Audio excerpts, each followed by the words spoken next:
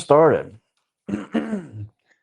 What's up, guys? My name is Nate. Welcome to the Nate Show. I have my friend Joe here with me today. We're going to talk a little bit about his life and his recovery and share our experiences along the way. What's up, man? Oh, living the dream and whatnot. Yeah, you are. I see him living the dream all the time. So usually I start out these with like just starting out with your childhood, and then we kind of just do a timeline throughout your life until you get to this point, and then maybe even talk about what you see for your future also. But I know if you're anything like me, you've went through a lot of struggles along the way, and I like to hear about those struggles. So, Yeah, so it all started, when I was born, mhm. um, as everyone does. Um, but I mean, my childhood, I would say it wasn't a terrible childhood. At that time, my mom and dad were together. We lived in a house. They both worked, which I think added more stressors or lack of Mhm. things. But like, I didn't have a bad childhood. I wasn't um, beaten. Uh, Okay, that's always that's nice. always good. Yeah. I wish my kids knew that. Hmm. Just kidding. I don't beat my kids. Um, but Sometimes you should. yeah, but I don't beat my kids. Right. But no, like as a child, when I talk about my childhood wasn't bad, I guess I'm thinking of like everything before like the age of 5. Okay. Um, I remember when I was 5, like there's periods in my life where I can remember the most important times of my life, like first time I did drugs. Okay. So when I was 5, I remember like hiding behind a bush and my dad flicking a cigarette over and me hitting it. You know what I mean? And I remember that vaguely because like I got a fucking rush out of it. Like Hmm. I got a rush out of doing it, hitting it, the joy of like doing something secretive. Yeah. Um, Hmm. but also like somewhere around that time, 5, 6, like I don't know exactly, like I have vague memories and flashbacks, but like I'm pretty sure at that time, like I was molested by a neighbor. Um, that's why I said like my childhood pretty much ended around that time. You That's know what I mean? fair. Yeah.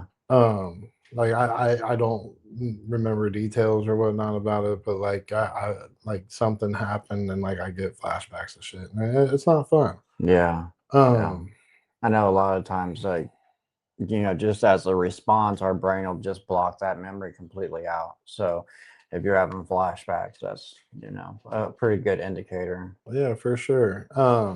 And like would I say it went downhill from there? I don't know. Like I know I had a lot of behavioral issues. Hmm. Um, Suspended from school, getting in a lot of fights at school, Yeah. getting in trouble at home. I remember in like the 3rd grade, I got suspended for bringing a pack of Black and Milds to school and not a Mm. lighter. You know what I mean? Like, Yeah. and I That's think young. I think about that. And my oldest son is 7 right now. You know what I mean? Like I Hmm. 7, like he next year he'll be in the 3rd grade. So like looking Yeah. at him and like seeing like okay, he had like I had already been smoking by then. You know what I mean? Hmm. Like I felt comfortable enough to have a pack of Black and Milds and lighter in my pocket in the 3rd grade. Yeah. And like looking at him, like knowing that somebody bought me those. Somebody bought you the Black and Milds. Yeah. What? You know what I mean? Like I That's paid wild. somebody to buy them for me. Like it wasn't like I didn't steal them. I mean, I had stolen Black and Milds from the little Speedway on Yeah. the West End plenty of times after that. But like somebody had bought me Black and Milds. Like Wow. like Hmm. and around that same time, 8 years old is like when I had first started smoking weed. Wow. Yeah, see, I was gonna ask you, like, did you I was thinking like around 7 or 8, you were just like not even thinking that Black and Milds was an issue, like you would even get in trouble for them. No, But you're telling me like you're yeah, well aware. yeah, I knew they were bad. I knew like everything that came with it. Wow. And I remember like the day it happened. Like I said, I was a bad kid, so like I was already in trouble, and I was sitting waiting on the principal to talk to me, and she like at Gray Hill, the principal, Miss Young, had this little goodie box and they had like all the good kids got to pick out of it. And Yeah. I was like, well, it's my turn to pick out of it. So I started loading my pockets up with goodies, and there was this other kid there. I'm not going to say his name because like people might know him or whatnot. But he was there with me while I was doing it. Like I was so cool. I showed him my Black and Milds and my lighter. You know what I mean? I was like, look what I got. You know, bad as fuck. And then like the principal walks him back to the class, and she comes back, pulls me in the office, and she's like, "Give him here." I don't know what you're talking about, ma'am. Oh, he snitched on I you. did, and so like I got that was another day I had gotten emergency removed. I got emergency removed so many times from school. Like my mom usually worked in Columbus or couldn't leave work, and my dad drove a truck, and like the only people that could come and get me, and like to this day, like my aunt and uncle, like I didn't know what love was, and I thought that they were just doing what they needed to do because it was family, and like they were the only people that do it. And like, of course, I was a hindrance, and they were probably pissed off at me. But like my aunt, uncle, Bud, and Missy, like they throughout like me learning what love is, like I can see how much love they had for me throughout my life. But yeah, they took me home and they put the pack of Black and Milds and the lighter on top of the TV. And I was home alone. It was like, don't touch that till your parents come home. So I was on my back roof smoking before my parents got home. But yeah, I mean, like that's how my childhood went. Like I remember the first time I smoked weed. It was with my buddy Robbie. Like, I mean, he's changed his life now and he's doing really good. I'm proud of him. But and again, like I was 8 years old. You know what I mean? Yeah, like, that's really young. I mean, he was the same age as me. I mean, like there's Yeah. there's evidence of why we both ended up in prison. It was it was definitely something that, like looking back on it now, it's like, damn, who would let kids do that? And like with what the training I have now and what I do now, it's like, oh, people that also didn't have real good parental guidance and real good like role models that thought it was okay.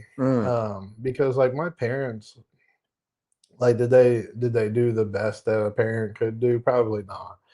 They did the best they could do. You know what I mean? Like they cared as much as they could. You know what I mean? Like they did what they could do. You know what I mean? So was there basically just no discipline then, and they just let you run wild in a way, or were they just working so much that they just didn't have the time to deal with it? So I remember, so there was a conversation me and you had before this talking about kids and being unruly, and like I was an unruly kid.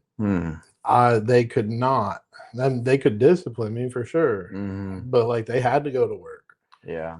They had to, if I was suspended, like there wasn't anybody that could really watch me. I mean, my neighbor watched me.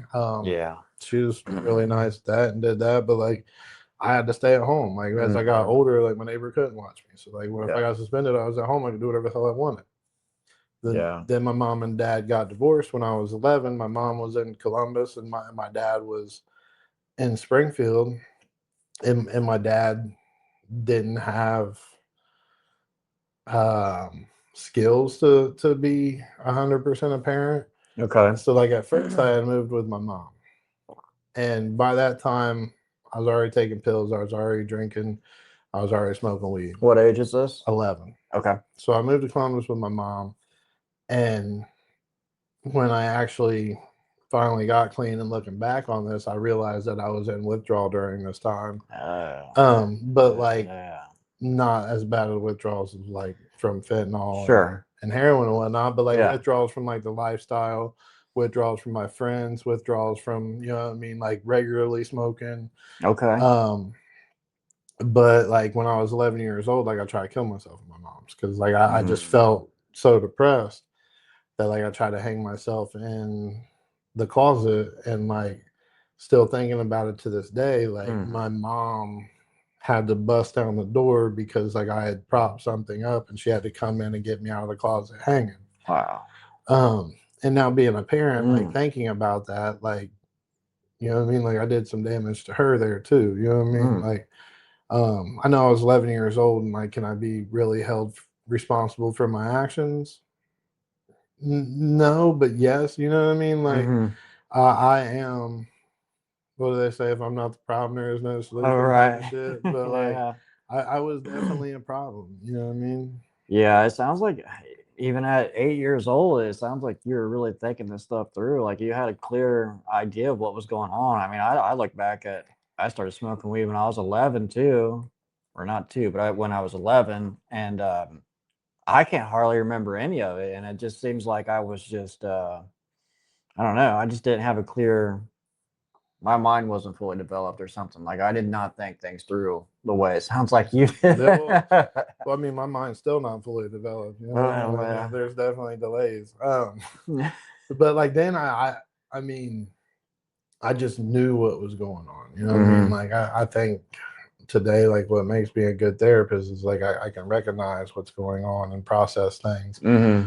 Um, but like I knew what was going on. I knew what I was doing was wrong. Hmm. I did it anyways because fuck it. Like right now, looking back on it, like I should have been diagnosed with oppositional defiance disorder. Hmm. Um, and like I was skipping school left and right. Like I said, my dad had to work, my mom had to work. Eventually, I left Columbus, Yeah. moved back to Springfield with my dad.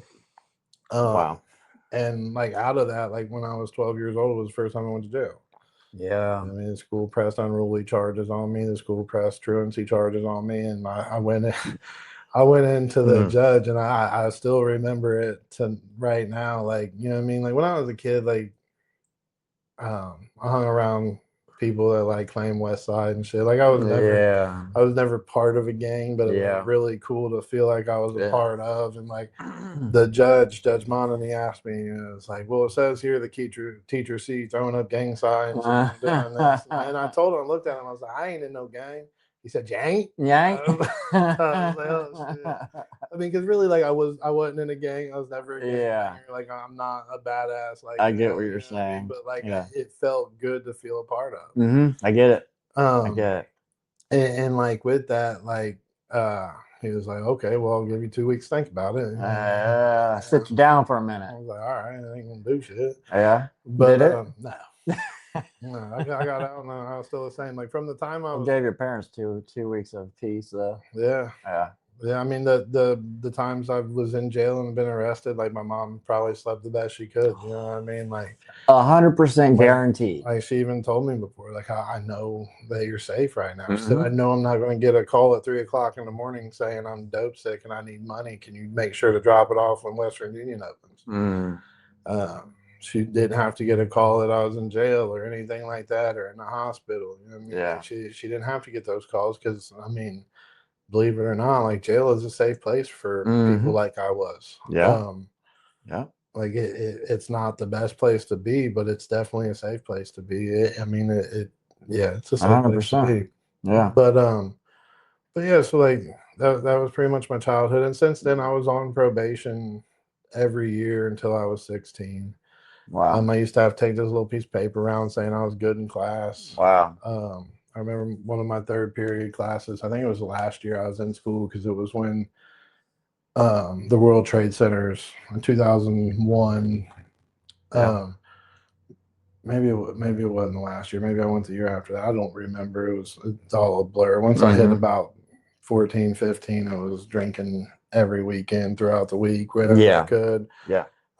Taking whatever pills someone gave me. Hmm. You know, what I mean, I was one of those people. They was like, "Here, take these pills," and I'd take them. Then say, "Hey, what were those?"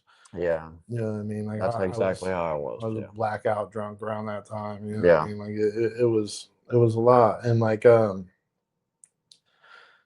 I was on probation every year. I was in the class. I had to walk this thing around, and like it said, was he good in class, and did he attend class? And like this Hmm. teacher would mark it and sign it every day.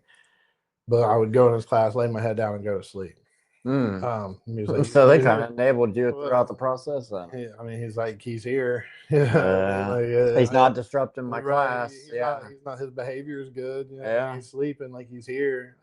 Yeah. Which I mean, I kind of respect that because like he was like, "Look, he's here."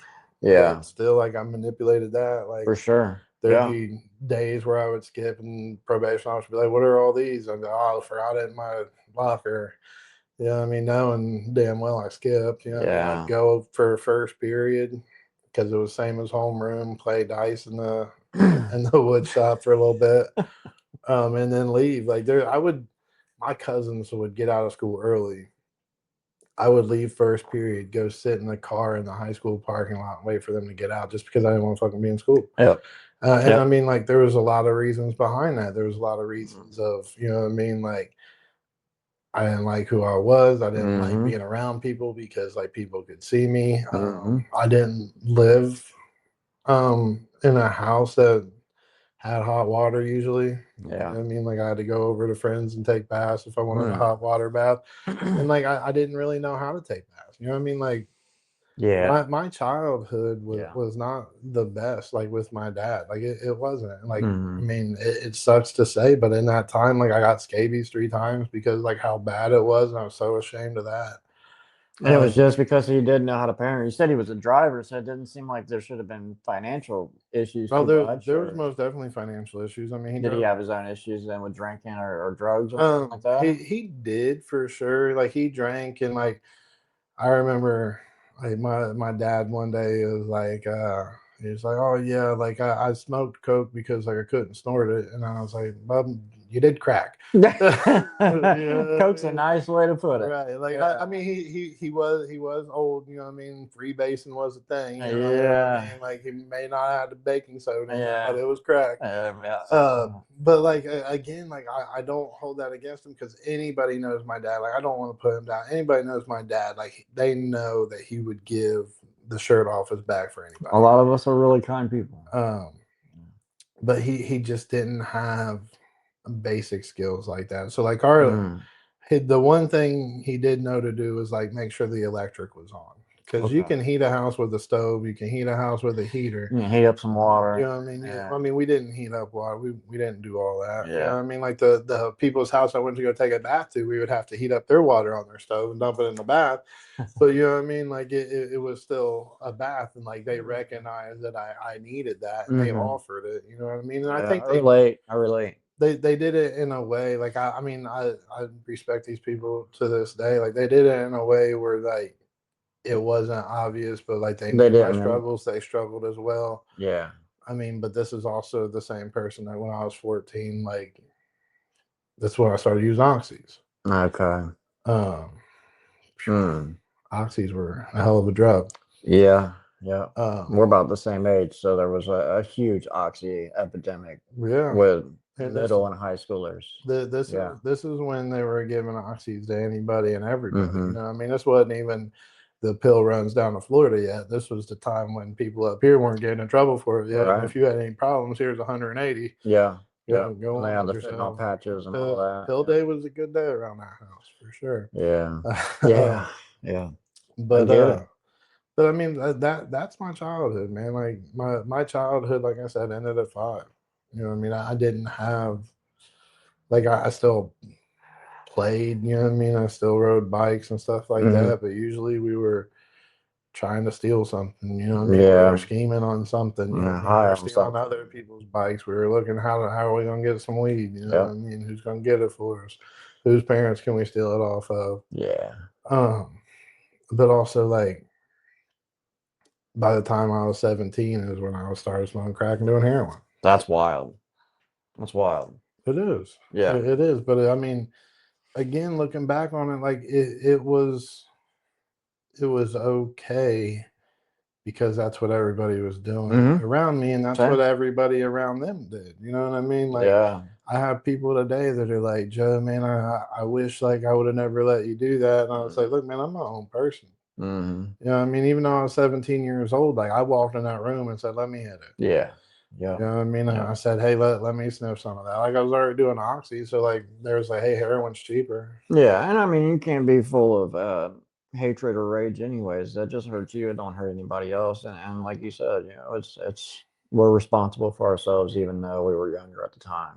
So. Yeah. And it's, I mean, looking back on it, like, I try not to blame people. You know what I mean? Hmm. Like, I made my own decisions. Like, Yeah. I've always been a smart individual and could process things. But, like, Yeah. the biggest thing that I hated and still hate to this day is being alone. You know what I Me mean? too. There would Yep. be days where like I didn't have anybody to hang out with, and just so I wasn't at home, I'd go sit on my cousin's front stoop. Mhm. You know what I mean? People are like, "Oh, you're always sitting out there. Why are you always sitting out there?" And like I didn't know it at that time, but like Yeah. I felt comfortable there. Like Right.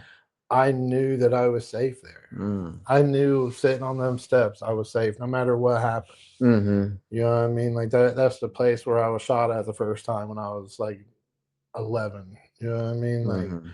I mean, it was just a little 22, and the guy came by shooting at us, but like he was shooting a gun at us, and like we had to run and duck and hide. Yeah. You know what I Yeah. mean? Like Yeah. it was something I still remember to this day. But Mhm. like I felt safe there because like I knew the people around that neighborhood on West High Street had my back, and I was their family. Mhm. With how dysfunctional everybody fucking was around there, like I knew that for a fact. Like and the reason I know, the very first time I met, because my cousins, like I met them, they're like distant cousins, but like Mhm. when we first found out we were cousins, I went down there to see if they could hang out, and their dad answered the door, and we talked for a minute, and their dad was like, "Look, if you're ever in trouble and you have people that are like after you," he said, "don't fight them." He said, "I want you to come down here and get my boys." Yeah. And he was like, "We'll take care of it." And you know what I mean? Like they did. Like, you know what I mean? They taught me how to fight. Like I said, I've never been gangster, never been real big and bad, but like they taught me how to fight. They taught me how to get beat up. Mhm. Um, but like I went down there one day, like these kids were picking on me playing football. I went down there and and my cousin and another friend, they rode up. They had my brother's mini bike. They rode up on my brother's mini bike, hopped off, acted like they were playing with him. And next Mhm. thing I know, there was like, "Look, you go over to your house," and I could see where they were at. Next thing I know, this kid's getting kicked in the nuts, and Mm. you know what I mean. They beat him up, and like they always had my back. I remember the first like real fight I got into. Mhm. I was 12. The kid was 16. Mm. And like I was talking mad shit to him because if anybody knows me, like I Yeah. talk shit still to this day. Yeah. Like Yeah. you know that, like Yeah. I talk shit. You know what I mean? That's what I do, and like, fuck you if you don't like it. I mean, Yeah. I'm a lot better now. Yeah. I mean, Yeah. I am a lot better now. But I was talking shit to him, and like thought for sure I could beat him up, and like it Yeah. was set up. Like everybody was like, "All right, you guys are gonna fight." It was raining and wet, and like we started fighting, and I slipped and fell in the mud. And next thing I Yeah. know, he starts kicking me in the head, and he's got steel toe boots on. Fuck. Um, Yeah. but then what happened after that? Like I said, like I had family, like they had my back. Like Mhm. next thing you know, my cousin's like, "Hey, I found him walking down the street, and I punched him in his mouth one time, and Yeah. now he's drinking out of a straw for a little bit." Yeah. You know what I mean? Like, and that was nice to have. It was Yep. nice to have people to have my back, especially when I didn't want to feel alone. Like You it felt made me loved. feel good. Like and to this day, like the guy that did that, like I love him to death. You know what I Mhm. mean? Like every and he's doing really good right now. You know what I That's mean? He's been awesome. doing really good for a while. That's good. He's actually doing probably the best out of everybody I know Mm. from that time. You know what I mean? The ones I Yeah. keep in contact with, the ones Yeah. that are alive. Mhm. Um, but yeah, like he's doing good, and like like I could still call him. I don't, you know what I mean? I don't talk to him not because of anything, but like I call him up right now, and he's like, "Yeah, come on over. Yeah. Hey, let's talk." Is they still like dabbling with a little bit of stuff then here and there, or No, just don't? no, I Just just not. don't. Like we just are in separate parts of, you know what I mean? Okay. Yeah. Like he does his thing, I do my thing. Like you know what I Mhm. mean? I seen him not too long ago. I went to the Ohio State spring game. He was there. You know what I mean? Like I got Mhm. to hug him and say hi and stuff like that. But Yeah. we're just in two separate paths now. Fair. That's fair. With most of the people I hang out with though. Mhm. But yeah, you know what I mean? Like so that was my childhood to answer your question. Yeah. Sounds fantastic. No, it sounds honestly, it sounds extremely not extremely, but in various ways, a lot of kids in Springfield grow up this way. Yeah. I mean, maybe not to some of the extremes that you went through or even I went through, but a lot of these kids are growing up, man, starting to use drugs at a super young age. I was 11, you were 8. It's not super uncommon for kids in Springfield to grow up this way. No, and like jumping forward a lot, fast forward to right now, you know what I mean? Like I'm a therapist at the high school. Yeah. You know what I mean? Like I've done a lot of work to get there, and like Hmm. it's good to give back. You know what I mean to Hmm. the community that I took from. But every kid has some, like every kid from Springfield that's been born and raised in Springfield has some sort of trauma, has some sort of um, generational conditioning that certain things are okay. Yeah. You know what I mean? It's okay to call women bitches. It's okay to sleep around on guys. It's okay to do drugs. It's okay to drink. It's okay to smoke weed. It's okay to get in trouble. What is school for? Like, I'm not going to be anything anyways. You know what I mean? But like, it's nice to see when kids kind of break that and get into that better mindset. But, Yeah. Some kids get out of it and it's almost like they snap out of it and they start going in a good direction or they can, or luckily, hopefully they stay alive long enough to realize that their actions have consequences. Exactly. And don't want consequences anymore and change their life. Exactly. So you said you started doing, crack and heroin at age 17, right? So what started happening right after you started doing that? Um, Were you still living with your parents? Were you homeless? Did you end up homeless? What was your process through that?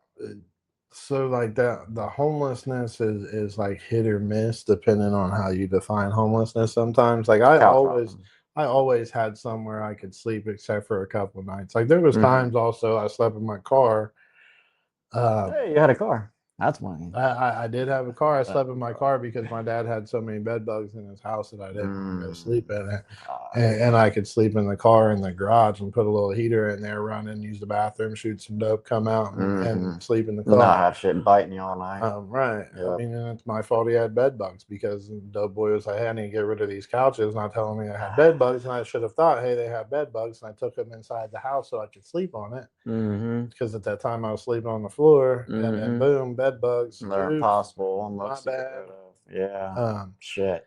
But again, you know, I mean, it's a product of me getting high. It's it's consequences to my actions. And of course, like, again, like my dad never kept a clean house. You know what I mean? It was three guys that never cleaned up after themselves ever. So like it wasn't a nice house. Shit. But yeah, so like I lived with my dad. We lived in this kind of like I lived with my buddies for a little bit, and this I guess it was an abandoned house, but not an abandoned house. Like the guy that owned it was like, you guys could live here if you fix it up. Well, told them they could live there. They fixed it up. I moved in because I could put bills in my name and keep it in there. Yeah. That was my rent, just having the bill in my name. We didn't pay the motherfucker, but we had it. And like it was also around that time. So I guess it would have been around like 2007, 2008 when they were starting to build a hospital. So like people were coming along buying houses. So everything was in limbo and the guy didn't care about the house. He was about to get paid out of it. So he wasn't getting any money anyway. So he just let us do what we did. And my dad lived right down the street. So I could go back and forth and I could always go to sleep at my mom's house. Or I slept at not the dope man's house, but like the trap house on Belmont. Yep. Or you know, I mean, find somebody I knew and go knocking on their door at 3 o'clock in the morning. Like I need a floor to sleep on. You know what I mean? So like I never really had like my own place. It was always someone else's place. I gotcha. But like it wasn't hard for me to have a roof over my head. I gotcha.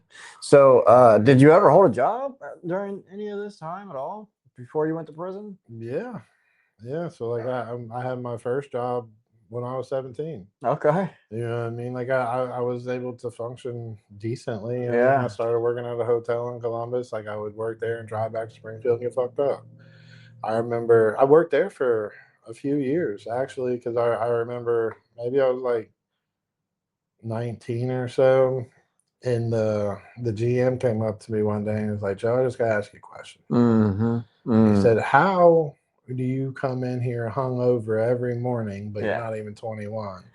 And my first thought was like, Bub, you don't want to know what I did last night because I ain't hungover off alcohol. Like I down to 40 before I came in here, so I was right. Yeah. You know, I was up all night smoking crack. You don't know. I never told him that. But also like it was a hotel. You know what I mean? I don't know if anybody ever worked at a hotel. Like there's a lot of stuff that goes on there. You know what I mean? Like I took mushrooms and was walking through the hall doing maintenance work. You know what I mean? Like it wasn't a place where like that really had consequences as long as you showed up. So crack was actually your main thing then, not heroin. You just kind of Both. dabbled. You did both. Both. Okay. Yeah, I mean, like, you really can't. I mean, you do heroin you Yeah. do heroin to like you get to a point where it's just doing it like you get high, but then also you need it to not be dope sick. Okay. But the crack kept me up all night. That's where I Yeah. usually spent most of my money at that time. Mm-hmm. I didn't stop smoking crack until like 2010. Mm-hmm. So I think when I got my second felony, Mm-hmm.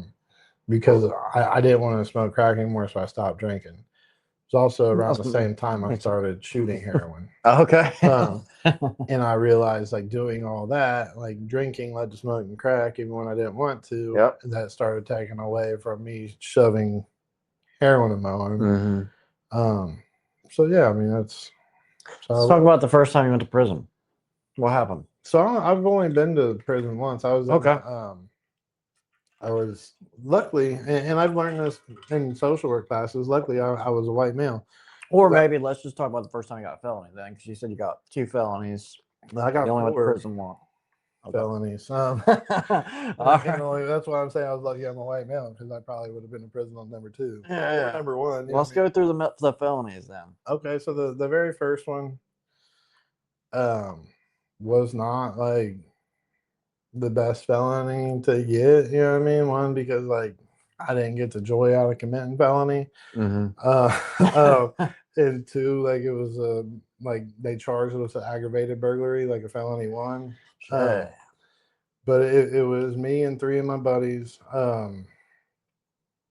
We were out drinking at a trailer park in Urbana. Mm-hmm. First problem there, don't do that. Yeah, man. Stay away from trailer parks in Urbana at all costs. But we were drinking, and our other buddy that was in prison, jail, something at that time, his mom came down like, "Hey, this guy hit on me," and we were drunk. We were too drunk to be doing anything. I think we were like on our second half gallon or something. Shit. But we went down there, and my other buddy, he just got out of prison 7 days earlier, and we went down there and we went in their house. You know what I mean? A burglary is entering an occupied dwelling by stealth force reception. Knocked on the door, they opened the door, we walked in. Gotcha. The thing that I always say and still say to this day, like if that would have happened in Springfield, we probably would have got a trespassing and an assault charge. Yeah. But it was in Urbana. That's crazy. I mean, by the letter of the law, we committed a burglary. Yeah. But like it wasn't that fucking serious. Yeah. Okay. I get it. But being first time I got in trouble, I got probation and a year over my head. I went and checked in right after that, never came back. I had bigger and better things to do. For sure. Like getting high. Yeah. But then, I mean, that caught up to me. Mm-hmm. I remember when I got in trouble, me and my cousins, I was riding my dad's car, drunkard and shit. We were on my way back. We were on the way to my house to get a crack pipe and go get some crack. Mm-hmm. And my dad didn't renew his license. Oh yeah. Got pulled over by a sheriff. Nicest guy ever. He walked up, rolled down the window. Said it smelled like alcohol in the car. I looked over at my cousin, and he's sitting there like this. I said, that's why, right? There it is. That's why it smells like alcohol. Look at him. He said it's okay if he needs to puke. He can open the door. Yeah. Thank you, officer. Oh yeah. He comes back and he says, "What do you know about this warrant out of Champaign County?" I said, "I know all about it. You know what I mean? Yeah. Did my dad come and get the car?" Then I went there, and I believe at that time, I had went to West Central. Okay. So this would have been 2009. Mm-hmm. Went to West Central, got out, checked in, smoking crack very first day, doing heroin very first day. Mm-hmm. What I knew to do. No, West Central, is that just like a then it was a therapeutic community. okay, so not a prison. Well, it's technically is, but it isn't. Like you don't get a prison number, but it's technically very minimum security prison, but like Okay. it's not prison. It's a community-based correctional facility. That's Yeah. what it is. Yeah. And they still have it, but they do like thanking for change and stuff like that. They I've don't, heard. they Yeah, I've don't heard do of that. they don't do the strict therapeutic community where you gotta like stand and pull up people and all that. Military style stuff. Kind of, but yeah, I got out of there. I did 4.5 months there. Yeah, I mean, Okay. then came out, got another charge. We were, I'm just going to say this. I was selling, because this is what I had told the cops. I was selling stuff that was stolen from a junkyard to a scrapyard. Okay. Okay. And it was a lot. Okay. They only, it was not a lot. It was a very little bit. And at that time, receiving stolen property, if it was over $500, it was felony. Yeah. They charged, it was like $550. And then like a year later, they bumped it up to 1,000. But it is what it is. I'm glad it Well, just because of material prices going up, or I have no idea. Inflation or something. Yeah. But so like that happened. It was me and another buddy. The other Mike, he was with me in the first one too. Me and him got a lot of shit together and A little battered. Yeah, he just died last year of overdose. But so me and him got in trouble for that. I got probation in Clark County. I'm on probation in Champaign County. Perfect. They then violate me again, but only add 2 more years to my 3 years. So they extended my probation. So now I'm on probation in community control in 2 different counties. I'm on Champaign County and Clark County. Yeah. This is where it gets pretty funny. Yeah. Does it? It does. So like I ended up going to prison on the very first charge that I ever had.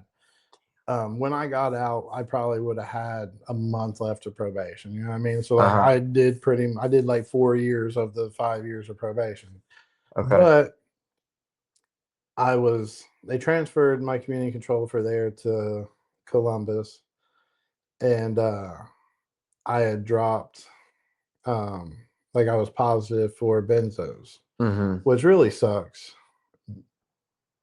In the grand scheme of things, it doesn't. But like I was doing heroin at that time. I was smoking weed at that time, and I was leaving the man about like the man's house. Like I was leaving his house, and I was like, "Man, what are those?" He was like, "Oh, those are some Xannies. Like I don't even do them. You can have them. I don't really do Xannies, Yeah. but I took them and did them. Yeah. Because I love drugs. Yeah. And I went in to this place. It was water beds and stuff in Columbus, and I got the stuff that was supposed to clean you out. Took it, did it, went in there. Of course, I was nervous. It cleaned everything out but the benzos. and then I got violated in Champaign County for that. I went to my probation officer in Clark County. I said, "Hey, they're going to send me to prison. I got violated." He said, "Hey, when you get out, come check in." Oh, damn. Shafted you. No, not at all. So what are you saying? He went ahead He and ran it alongside your prison? No, I was on probation while I was in prison. I was on community control at Clark County while I was in prison. And when I got out, I went and checked in, and he said, "Okay." Like I ended up not going back. And come to find out, when I got my other 2 charges later, they unsuccessfully discharged me from probation after the 5 years, and I just never went back and checked in. I mean, God love Mr. Pettigrew. Yeah. But because I thought that I was going, because the last 2 felonies I got pulled over, had heroin, possession charge. 2 weeks later, I got pulled over, had heroin possession charge. So like it was 2 court cases that they saw at the same time. And like somebody was like, "Oh no, you just got charged with 1 felony." I was like, "No, I got 2 of them out of that, because in that I had to pay double the fines. I had to pay double everything." But I got lucky, because when I got out of prison in 2013, like I didn't have a job at that time. I started using. Went to treatment. Didn't stay there but a day. Like that was that was my 5th treatment I had been to inpatient in 2013. But then I got lucky enough and got a job at a car lot here in Springfield. Okay. And with that, like I was still using, but I said that to say this: when I got those 2 charges, like if I didn't have that job, I would have been in prison. Okay. Like I was in front of the judge about to get sentenced, and I was like, I have a job, and he was like, you have a job. I have no proof of that. Like, how do I know you have a job? I was just saying, I'm gonna take your word for it. He said, you got 30 minutes. Go have them fax something over if you have a job or not. Oh shit. And they did. Nice. And like he kept me working, even though that I got the possession charges. Like they knew everything about it. He kept me working. Sent that over, and then they were like, "Hey, go get treatment. Do what you gotta do to get treatment." That was in 2015. I was sentenced. Yeah. I didn't get clean until April of 2016. So like I would go in. I had Mr. Pettigrew again. Yeah. And he was like, all right, let's do this drug test. I was like, you ain't got to waste that cup. Like, I'm dirty. Yeah. He was like, all right, go, like, keep going to McKinley Hall. And like, at this time, I was going to McKinley Hall's. Back then, like, you had a waiting for res group. I wish that every treatment program would do that today. I mean, it might, like, they're not going to make as much money, but like, you got to work to get it. Weeds out some of the people. You had to work to get into treatment, but like, I didn't stop getting high. You know what I mean? Like, neither did I. they were going to kick me out of the waiting for res group because I couldn't come. Like every time I'd come high because I'd leave work, go cop dope, go to group. Yep. And like they were going to kick me out of it, and like there was one guy there, and this is why I chose the social work path. You know what I mean? Like I always knew that I could help people. I was good at talking to people. But he was able to tell them like, hey man, like why are we going to kick him out? There's like, well, he shows up to a group high every day. We can't have that. He was like, look, he's in a waiting for res group, showing up to every group. Yeah. Why are we going to kick him out? Let's give him a chance. And they had that talk with me that I know a lot of people had. Like, okay, like if you can't do it here, like we're going to send you down to Portsmouth. But I ended up going into residential treatment, which is a whole nother time in my life that helped me see things clearly. Like, side note, that's where we met, was 2016 April, inpatient through McKinley Hall. Yeah, he was a dick, changing radio stations and shit. I was going to ask you if you remember that, because I remember it. Yeah, it was like my last week there, and he had just, I think you were there for like a week maybe. And if you're the last one there, you get to sit at the front of the bus and you get to change the radio station or choose the radio station. Right. I swear to God, I wasn't doing it on purpose, man. But he thought I was like changing the radio station to try to annoy him, and he fucking went off, dude. It was. I did. Like I said, I'm a lot better now. Yeah. Because I talk a lot of shit. But yeah. So like, another huge part of my journey is that whole time right there. It was a great time. Before that, you know what I mean? From the waiting for res until I got into res, like I can't share my story without sharing this. Okay. So like that happened, and it was like, hey, you need to get in this. And all this time, like my probation officer is like, just go to McKinley Hall, do what they have to say. You know what I mean? There was intervening factors that led me to not go to prison to experience what I had to experience. In that time, got ready for residential. Before you went into residential there, you had to get introduced to Suboxone. You know what I mean? You had to start Suboxone to go in because they didn't want people being in withdrawal when they got there because there was a high turnover rate. So I went in the very first day. It was a Monday. You go in Monday, you get introduced, you go into treatment on Thursday. I went there Monday. I told Miss D, I said, I use this morning. She said, we can't dose you, come back tomorrow. What I heard in my head was, you fucked up again. You're a piece of shit. You're gonna die a junkie. Take off running. Go kill yourself. Oh shit. Okay. So, and at that time, 2016, if everybody remembers, was the best time for fentanyl. You know what I mean? It was right when it was hitting the scene. Everybody had it. Um, it was killing people, but not at the extent it was in 2017. Luckily, you know what I mean? Yeah. Yeah. I got it then, but like I went and bought $200 worth of fentanyl and shot it all up at once. Mm. And I remember waking up on my dad's bathroom floor. And when I tell you that this house was not clean, it was not clean. I had people that lived there that didn't clean up. Like it was a carpeted bathroom floor. It was not the best place to wake up. Yeah. But when I woke up, I had this thought that you fucking failed at this. You are such a piece of shit. You can't even kill yourself, right? And at that moment, at that very moment, I felt something grab the back of my shoulder and whisper in my ear, there is more for you than this. And like, just saying that, like I get goosebumps. I You know what got I mean? goosebumps here. Like it was not my inner voice. You know what I mean? Like I have an inner monologue that I talk to myself. That's a whole different thing that I get into, and I would like to study it, but it's something else. But like I have inner monologue. This was something that I felt their presence grab me, and it was they whispered into this ear, like there is something more for you than this. And like, do I exactly know what that was? Was it my spirit guide? Was it an angel? Was it God talking to me? I don't care what it was. I listened to it. Yeah.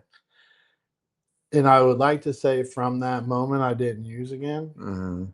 But at that moment, I never got high off of heroin again. Yeah. So I did that. Woke up in the morning and I did what's called a rinse. I mean, you know what that is. Other people may not. It's like remnants of heroin, which is very little, but it'll keep you well long enough to get where you gotta get. Yeah. I did that, and I went to the next day to go get dosed. I was like, okay, I might as well do it. Passed the little test that they give you, and then in that time, I felt it because I've had this happen before. You know what I mean? Like if you've been in precipitated withdrawal, you feel that feeling in your head when it clicks in, and you're like, "Oh shit, fuck, I'm in trouble." There's no going back. Yeah, there's no going back. I felt that feeling in my head, and like I knew it was going to happen, but I stayed. And it's so bad too. And like I stayed there. They tried to dose me, and she was like, "Hey, whatever you're at when you leave here is what you'll be in residential. I can give you this, monitor you, but you can't stay here all day." Yeah. So like I got to a certain point with the medication, and I left. I went home. Like I said, I haven't felt the euphoric effect from heroin since the time I tried to kill myself because I went into precipitated withdrawal.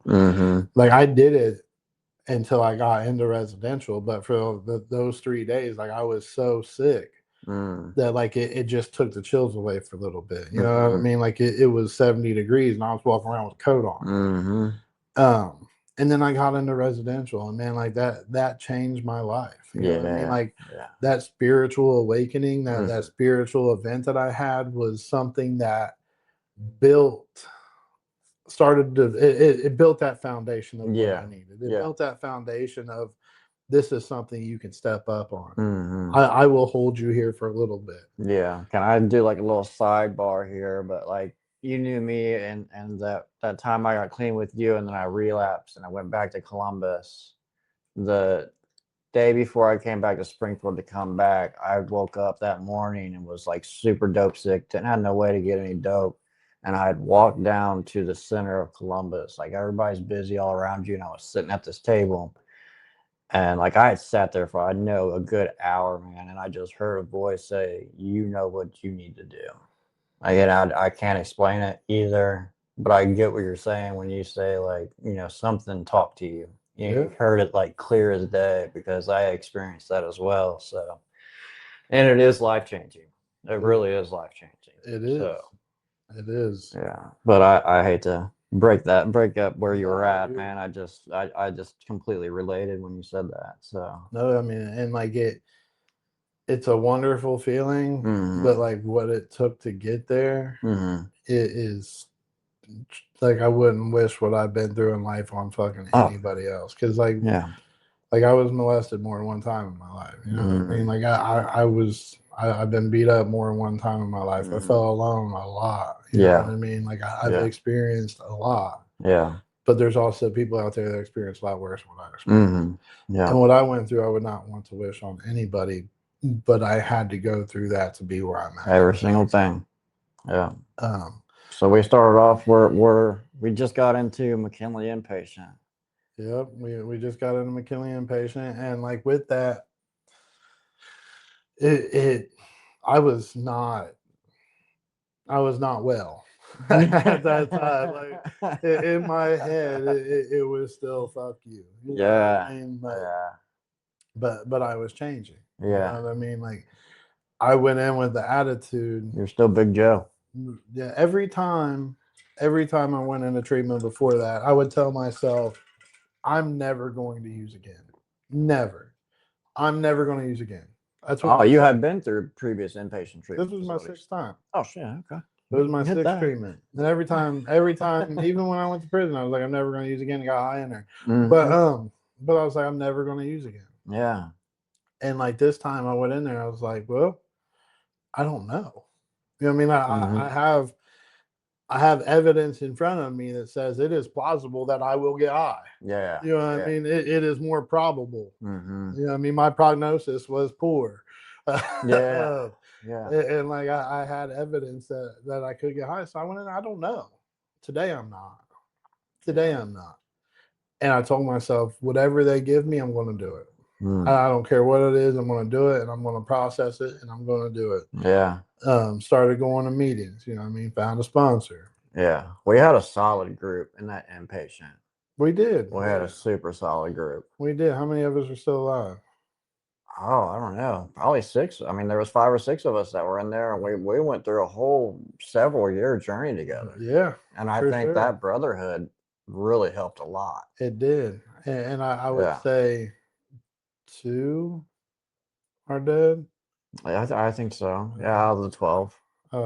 Josh Stacy.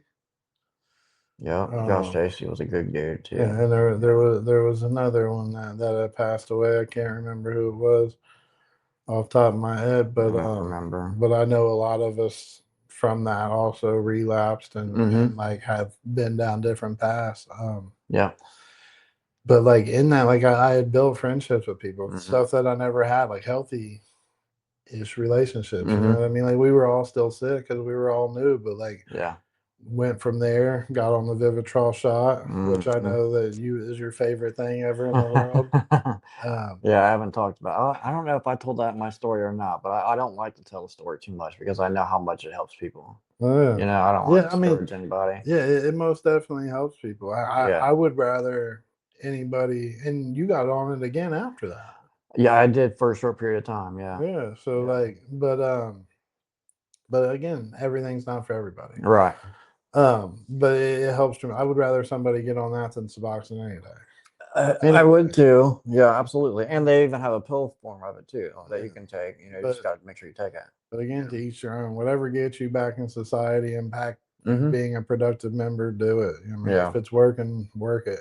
Yeah, I know one thing. You were very highly motivated. It was my first time going through an inpatient treatment facility, and I just remember you were extremely motivated to do whatever you needed to do to stay clean that time. Like you were reading books, you were like in the steps hardcore, and you were not fucking around with people that were fucking around.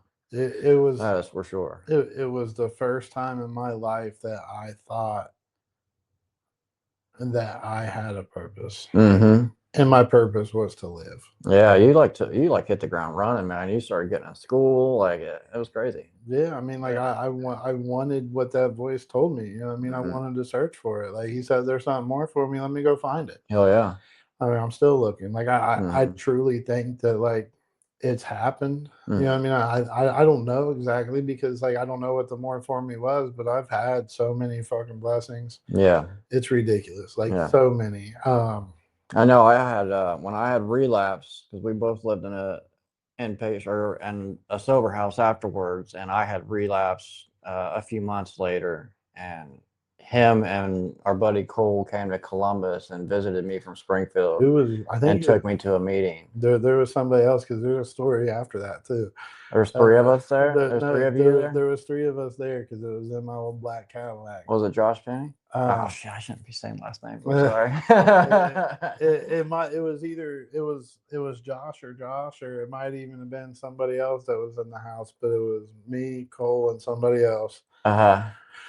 And we went up there to see you. Like, it was like, all right, I'm gonna go pick Nate up, take him to a meeting. Like, we knew that you had relapsed, but like you came and went with us. Yeah, I still wanted to be clean. Yeah, I really did. I just hit a rough patch in my life.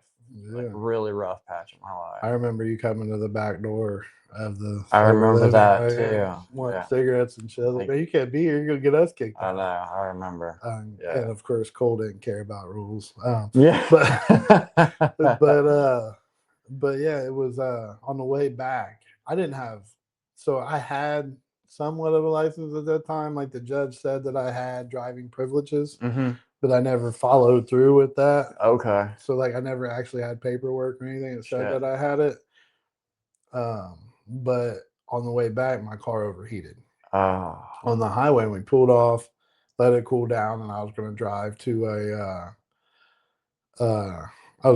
a gas station, put some coolant or water in it or whatever, and it overheated again. And I pulled into this driveway, thinking it was just somebody's house's driveway. I was going to let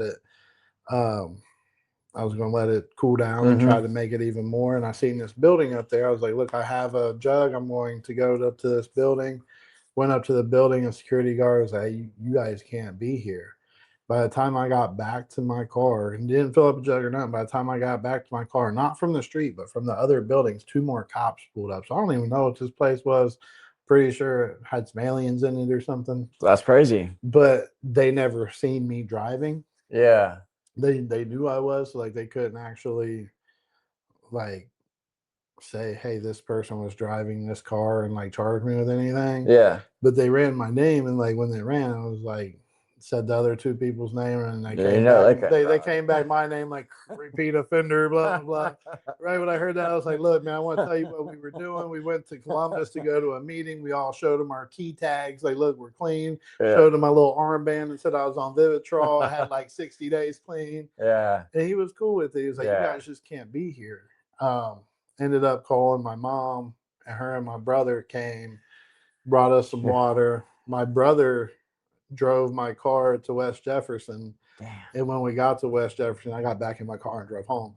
But like that was a fun night. It was a good experience. I'm sorry. I was gonna like go into saying like I appreciate you guys very much for showing up. You know, because it showed me that somebody still cared. But I apologize that I didn't know that you went to Area 51. Right. I promise you, there was definitely an alien factory back there. I'm gonna like when we get off air, I'm gonna have to find this place on maps. So I gotta figure out what's going on. You think it's gonna happen?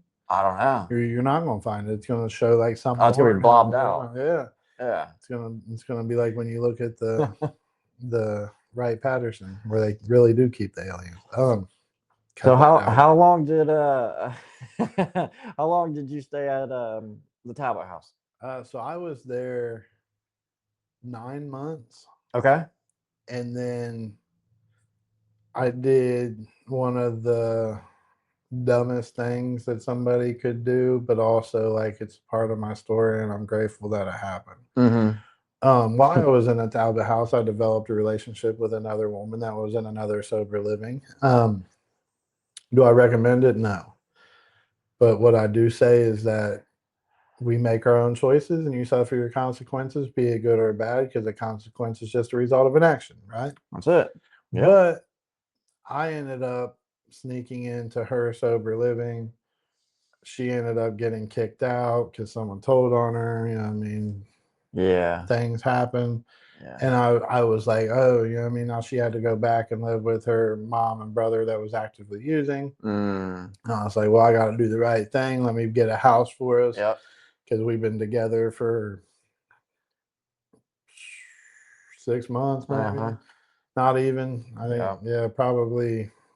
Felt responsible. Yeah. It was probably 3 or 4 months. I was like, all right, let's get this house. You know what I mean? Like, somebody actually likes me, you know what I mean? Yeah, yeah. That's really hard. And also like this other girl that I had been dating for 2 months that I fell in love with as well. I mean, she was a really wonderful person. Like I would, you know, I mean, I couldn't speak any bad thing about her, and she was honest with me and said, "I don't want you what you want, so Hmm. we can't be together." I was like, "All right." So wait, is this at the same time? So right after two Okay. 2 weeks after this, I got with her. But then I moved out. We moved into our own place. You know, what I mean, I ended up proposing to her soon after that because, of course, somebody liked me. Mm-hmm. And I didn't know. I didn't know how to vet a partner, if that makes sense. Like I didn't know that in a relationship, like it would be helpful to understand that we could both be mentally well and mentally prepared. Yeah. But also if I didn't go through all that, I wouldn't again be where I'm at today. Mm-hmm. Um, Yeah.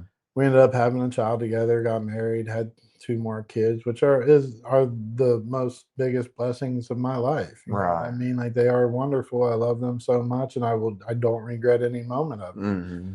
Let Yeah, I me take think that back. Like I regret some of it, but like I regret a good bit of it, but I don't regret being in the relationship and having them. yeah, I I think regretted leaving picking earlier. picking your life partner is one of the biggest decisions you have to make in your entire life because it will completely direct your life and how you're going to be, Yeah, you know. and the woman I'm with now, I truly think that like everything happened in my life for me to be with her.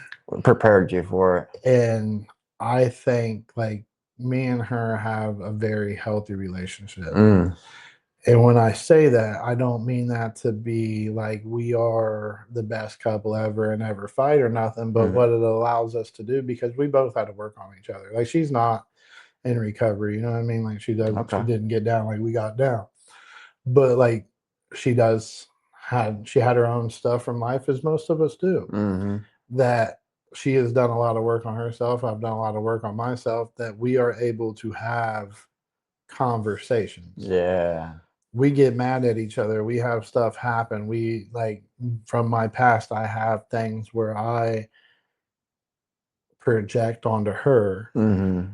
and like we are able to have conversations, adult conversations, Mm-hmm. and not allow the kid to come out. You know what I mean? And we're able to have hard conversations. Without yelling, breaking stuff, and walking Yeah, out, and for sure. I mean, like, of course, like anytime you're with somebody for long enough, like something's going to happen where one of you guys don't like the other thing. mm-hmm. And like we are able to have these hard conversations and like work through them. And I think that's wonderful. Like today, Yeah. like I had to go back in the hospital because like my leg, I felt like I had a blood clot, and I do have a blood clot. I found out today, and it's scary. Mm-hmm. But like she had a really big day today. Like she does really big work. Like she works with people that are getting sentenced to a really long time, and she had two people that were getting sentenced today. She had a meeting with the county commissioners that she was going to do, and like she dropped everything and she looked how scared I was because like I'm scared of my blood clots. I like Mm-hmm. they can move through your body and kill you. Like Yeah. my cousin died in her sleep of a blood clot. It's Like it horrifying. runs in my family. Like I have to Mm. teach my kids that when you grow up, get tested for this because you probably will have it as well. Okay. Um, but like she dropped everything and went and sat at Miami Valley Hospital with me all morning. Wow. You know what I mean? And it was a really good time. I appreciate her being there. Like and like the whole time I'm just looking at her like, man, I love you to death. You know what I mean? Like Yeah. thanks for being here. Like most of the times when I go to the hospital, I'm by myself. Yeah. Yeah. Um, And you think that previous relationship you had that you had the kids with, you know, helped prepare you for this? it helped prepare me for a lot of things. I mean, Yeah. it helped also with a lot of struggles that I Mm-hmm. have now, but it helped prepare me like to what I want and what I don't want. Something Yeah. I'm pretty good at now is setting boundaries and say, hey, this is what I need. Mm. This is what I need. And the good thing is she is too. Yeah. You know what I mean? So like we're able to communicate needs and wants for the most part. That's awesome, Like man. not everybody's perfect and we fail sometimes at that, but like Mm-hmm. I truly believe that she is a great person to be with, and I'm blessed to have her in my life. That's awesome, man. That's awesome. It is. I had talked about you going to school. So what did you go to school for, and where are you at in your education currently? So I'm done being educated right now. So I went to Clark State Community College for social work technology degree. Was able to get my CDCA and LCDC2 to work in a chemical dependency field. Um, then I went from there to get my bachelor's in social work from Capital University. You got a big brain.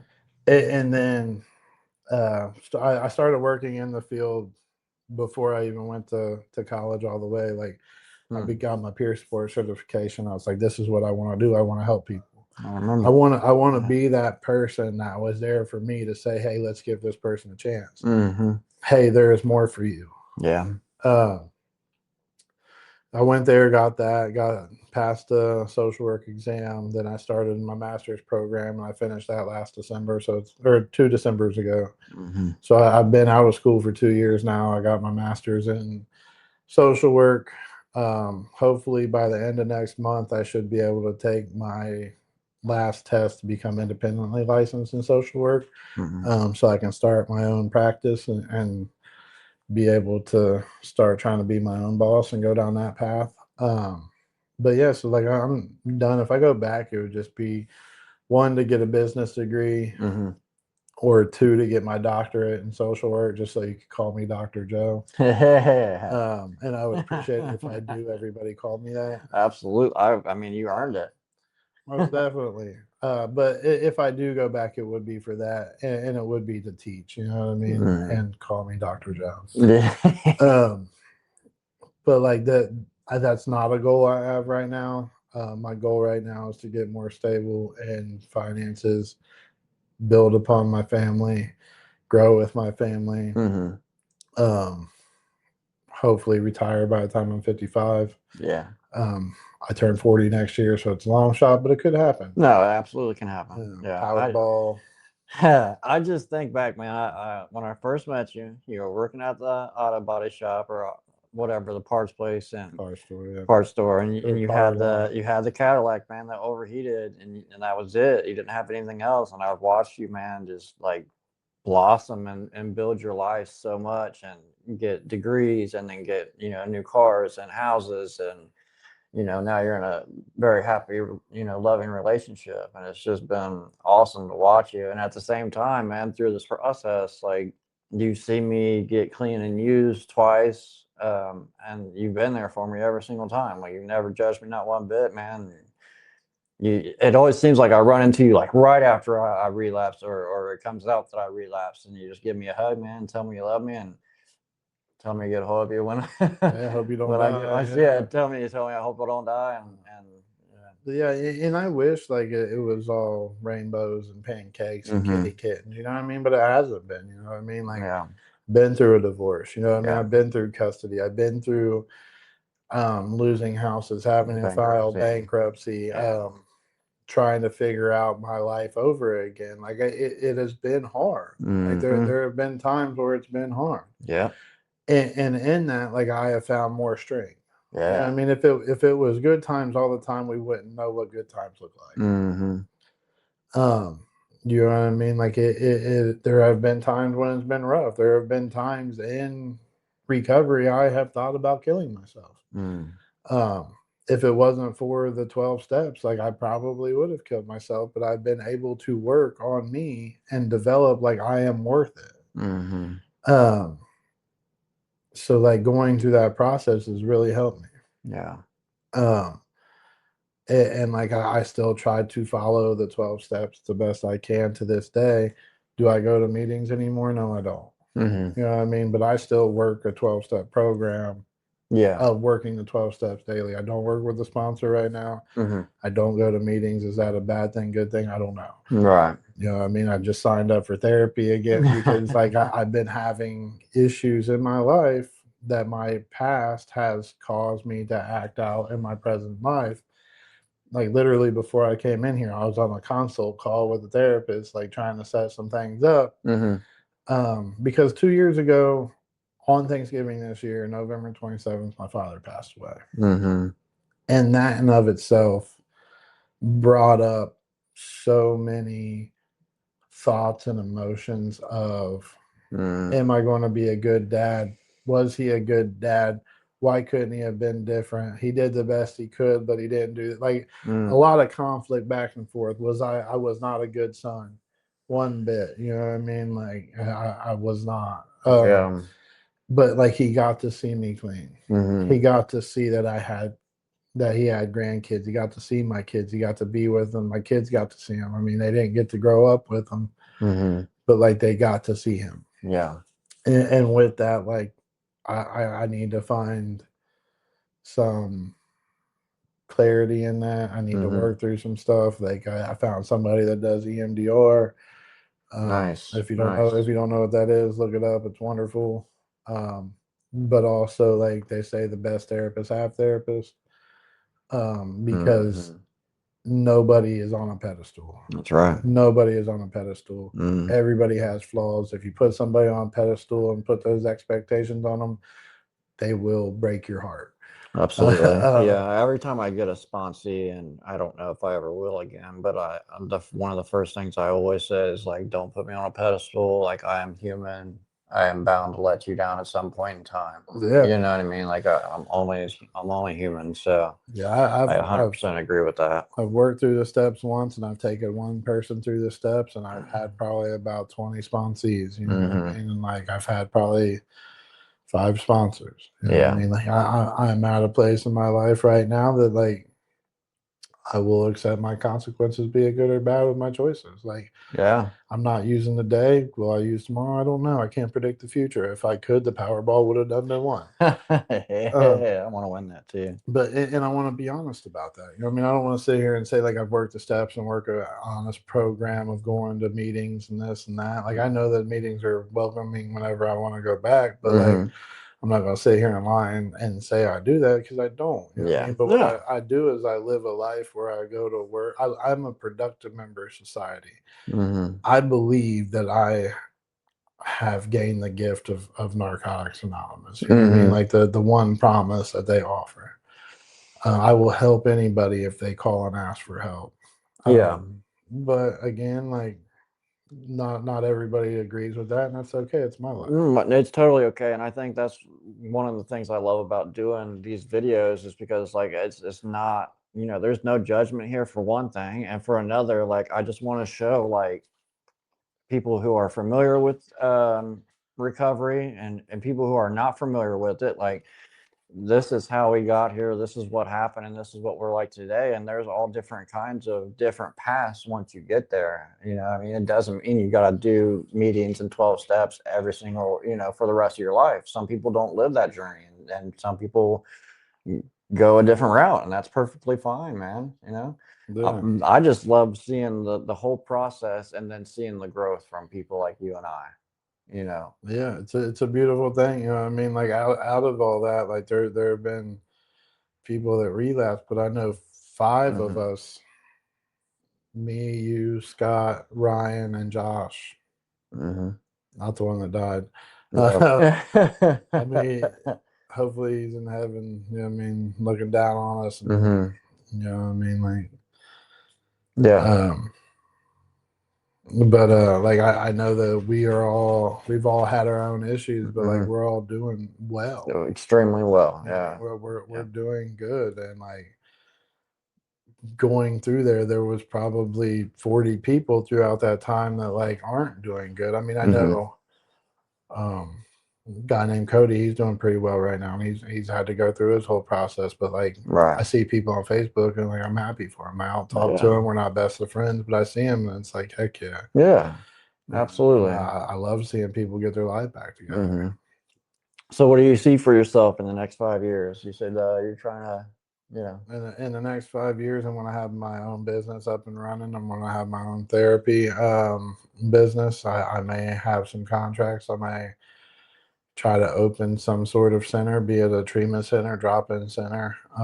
But it's on my list, and it's on my girlfriend's list to open a drop-in center one day. And like, as long as I keep working for it, it's going to be good. Like saying that, I just remembered this. Like I had a 10-year goal to have my master's. Um, and I did it in 7. But like I kept saying, like as long as it's a 10-year goal, it's still a goal. Like Yeah. it may have been a 10-year goal 2 years ago still, but like as long as it's a goal, it's a goal. But like I Yeah. actually have um like dreams and thoughts of like hopefully being able to retire when I'm 55 or 60 and not having to struggle. Like Yeah. I Yeah. see the people around me, you know what I mean? Mhm. And like I see my loved ones like still struggling, and like Mhm. when my father passed away, all he left us was debt and a house that we have to figure out how to sell and fix up to even break even on it. Yeah. And again, I'm not saying that he was a bad person for that. I'm just saying I want to have more for my kids. Sure. Yeah. When I die, or even before I die, like I want to be able to make their life easier Yeah. by not having financial stress. And I'm not trying to be rich. I'm just trying to live life and save money to allow my kids to not have to be broke when they graduate high school or graduate college, whatever they choose to do, Yeah. to start a life. That's Because the like goal, man. Just it, make our kids' life better and give them a better life than we experienced. yeah. That's the goal. And sometimes I wonder, like, is that what he was talking about? Like, there's more for me than this. Like, is it making sure that my kids are like? Maybe it's not me necessarily doing something catastrophic where I change the world, because like I've already done that. Like I've changed my world. Yeah. And that's what I say to some people. Like, to change the world, you have to change yourself. I love it. Because like if we die, there is no more world. Yeah. We are our Yeah. world. So that if we change ourselves, we can change the world. We Mm. change our perspective, we change what's around us, and our world changes. But in that, like, did I do this so that way my kids can have a good life? These souls that came into the world, into this universe, came onto the earth and were born, like now they can have a better chance at life. Mm. Yeah. They'll have a better chance of what myself and their mother had. You know what I mean? Like they have people that love them in their life, people that didn't necessarily bore them but still care for them. You know what I mean? Like they have people. Yeah. And I just want the best for them, whatever that can be, to be Yeah. honest You're with doing a great job, man. Trying You my really best. are. I'm trying my best. Yeah, I'm proud of you, man. And is there any last inspirational quotes or any thoughts or suggestions that you want to leave with us? So there's a couple. I was told that my jokes are not the best today. Okay. That like I say, they're not inappropriate, they're just dad jokes and stuff like Love that. dad jokes. They're my favorite. But I will say this, like if you are in recovery or you are trying to stop using, for one, if you're trying to stop using, there's a way out. Like you do not have to live this life anymore if you so choose. Yeah. You can choose to continue to live in misery, or you can choose to go through the hardship to get clean. But there is a way out. There's so many treatment programs right now. They may not all be the best, but they'll get you clean. And then after that, and anybody that's in recovery, there's just one thing you have to do perfect. You know what that is? What's that? Don't use. Yeah. Don't use. Yeah. Don't use. You don't use, you don't get high, you don't relapse. A guy at the treatment facility we went to together, Grant, wonderful dude. Love Grant. I definitely think Grant is put here on earth to be an angel. You know what I mean? Like he is. His soul, and I know he has a past where he was not, but his soul is just, I think, pure. You know what I mean? Yeah. I know he has his own problems. Don't put him on a pedestal. I need to get him on here. But like he would tell me in treatment, there is nothing using won't make worse. Yeah. No matter what you're going through, if you get high, it will be worse. It's a fact. It's a fact. But also like this really big thing that my grandpa and my mom would always say, like, really good tip is don't take any wooden nickels. I like it. That was my No, it was good, man. It was good. But yeah, man, like I hope like doing this, like with my story could help somebody relate and know that they're not alone, because you're not alone. Yeah. And there's people out there that will help. There's people out there that will talk to you. It's just once you find them, talk. Yeah. Yeah. You And, gotta take that step, man. and if nobody told you that they love you today, get around other people. I like it. Well, thank you very much, Joe, for taking time out of your very busy schedule to come hang out with me and share a little bit with the audience and with me. So I love you, man, and y'all have a great day. Peace.